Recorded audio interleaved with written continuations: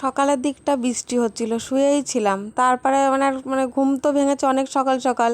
তারপরে উঠে গা হাত পা ধুয়ে বাসি কাজ সেরে চলে আসলাম রান্নাঘরে। তাই গুড মর্নিং বন্ধুরা, কেমন আছো? আশা করি তোমরা ভালো আছো, সুস্থ আছো। আজকের আরও একটা নতুন দিন, নতুন ব্লগের তোমাদের সবাইকে স্বাগত জানাচ্ছি দেবাশিসিনা চ্যানেলের থেকে। আর আমার অনেক ভালোবাসা। এদিকে ওলের ডেগো আর মানে সবজি টবজি সব কাটাকুটো করছি।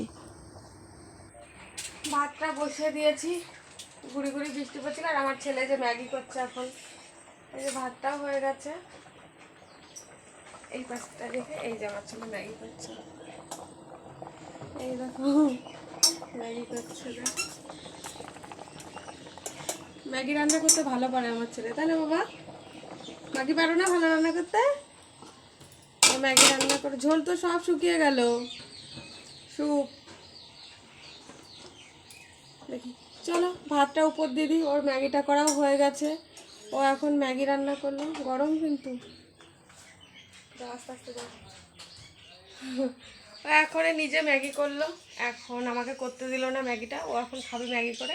তাহলে চলো আমি ভাতটা উপর দিয়ে দিই, পরে কথা।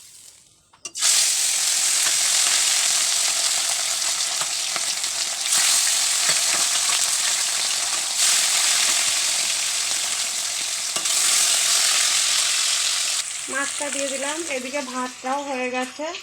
আর এদিকে এই যে রসুন পেঁয়াজ ওলের ডেকোতে রান্না হবে, লঙ্কা এখনো হয়নি। আর এদিকে যে বেগুন দিয়ে আলু দিয়ে মাছের ঝোল হবে।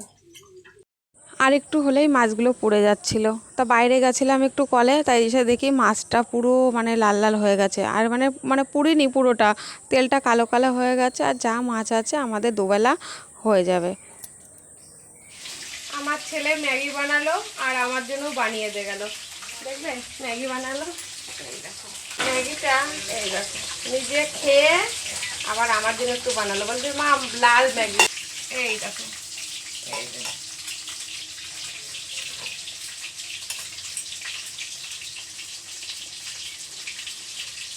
ম্যাগি বানালো। ও বাড়ি ছিল না, আমি সকালে কিছু হয়তো কালকে মনে হয় হয়তো একটুখানি কেক খেয়েছিলাম। আর ও বাড়ি না থাকলে আমার কিছু ভালো লাগে না, কিছু খেতেও ইচ্ছা করে না। আর এদিকটায় মাছ ভাজা হচ্ছে, মাছের ঝোলটা হয়ে গেছে রুই মাছ আলু দিয়ে বেগুন দিয়ে। এক তরকারি হয়ে গেছে, আর একটা সিদ্ধ বসিয়ে দিয়েছি। অলরেডি ওটা সিদ্ধ হলেই হয়ে যায়। আর এদিকটা যা আছে এগুলো টিফিন বাটি, এগুলো সব গুছিয়ে ঘরে নিয়ে যাব। এখানে সব এই যে রয়েছে, এগুলো রয়েছে। আর এখানে এই যে দুটো টিফিন গাড়ি আছে, এই যে টিফিন বক্সটা। এই জায়গাটা আজকে পুরো ক্লিয়ার করব, যেগুলো লাগবে ভালো, না লাগবে সব ঘরে।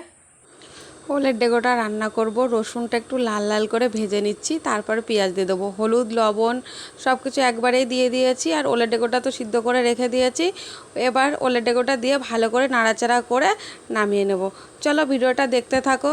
আর এদিকটায় হচ্ছে দেখো সব কিছু মানে পেঁয়াজটা একটু মানে পুড়া পুড়া করে নি, একটু বেশ কাঁচা কাঁচা কাঁচা কাঁচা সব হয়ে গেছে। এদিকে যে এগুলো সব গুছিয়ে নেবো, সব নামিয়ে নিয়েছি। এগুলো সব মাজা ধোয়া করব, করে এখানে গুছাবো।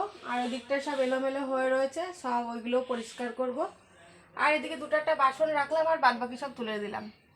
আর চলো কি রান্না করলাম একবার দেখাই তোমাদের।